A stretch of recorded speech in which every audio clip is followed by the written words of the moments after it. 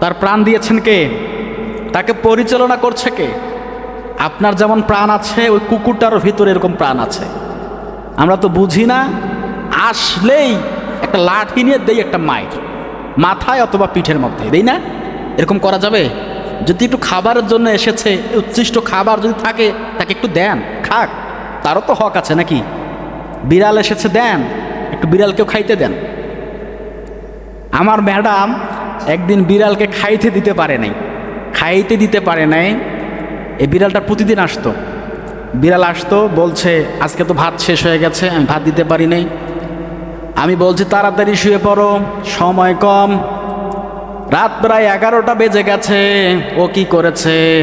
বিড়ালটার জন্য আবারও ভাত বসিয়ে দিয়েছে, প্রায় সুগারের মধ্যে ভাত বসিয়ে দিয়েছে, ভাত রান্না করেছে, ওকে খাইয়েছে, তরকারি দিয়েছে, খেয়েছে, ও তারপর ঘুমিয়েছে। আমি দেখে আশ্চর্য হয়ে গেলাম, কি ব্যাপার? বিড়ালটা না খেয়ে আছে, প্রতিদিন আমার কাছে রাতের বেলা খাইতে আসে, আজকে আমি খাইতে দিতে পারি নাই, ভাত একটু শর্ট হয়েছিল, ওকে না দিয়ে খেলে আমার এই ঘুম আসতো না, এর জন্য রান্না করে ওকে খাওয়ালাম। বলি আল্লাহু আকবার। এটা কিন্তু জীবের প্রতি ভালোবাসা, আছে না নাই? আমি তাৎক্ষণিক আর কিছু বলিনি, তো চিন্তা করে দেখেছি আল্লাহ পাক একটা মানুষের কতটা হৃদয়ের মধ্যে ভালোবাসা মহাব্বত ঢেলে দিলে এমন কাজ করতে পারে। এটা আমার স্ত্রী বলে বলছি না, এটা উদাহরণের জন্য বললাম। আমাদের শিক্ষা আছে না এখান থেকে?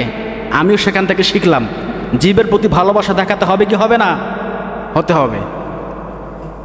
একজন ব্যক্তি ছিল, ওই ব্যক্তি আল্লাহ পাক রব্বুল আলামিনের কাছে চিন্তা করে দেখেছে, অনেকগুলো পাপ জীবনে করেছি, আল্লাহ পাক যদি আমাকে এই অবস্থায় ধরে ফেলে আমার তো বাঁচার কোনো রাস্তা থাকবে না।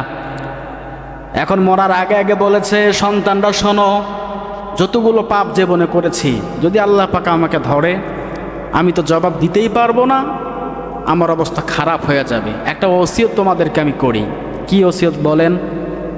আমি যখন মারা যাব আমার লাশটাকে তোমরা পুড়িয়ে ছাই করে ফেলবা, লাশটা পুড়িয়ে ছাই করে ফেলবে, এরপর সেই ছাই অর্ধেক সমুদ্রের মধ্যে ছিটিয়ে দিবা আর অর্ধেক বাতাসের মধ্যে উড়িয়ে দিবা।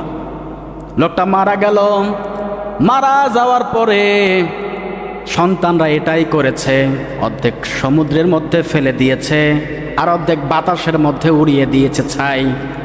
এই মরণের পরে আল্লাহ পাক রব্বুল আলামিন সমস্ত রূহগুলোকে একত্রিত করতে পারবেন কি করবেন না? করবে। আল্লাহ পাক রব্বুল আলামিন তার রূহটাকে বলছে, লিমা ফাআলতা হাযা, তুমি কেন এমন কাজটা করলে?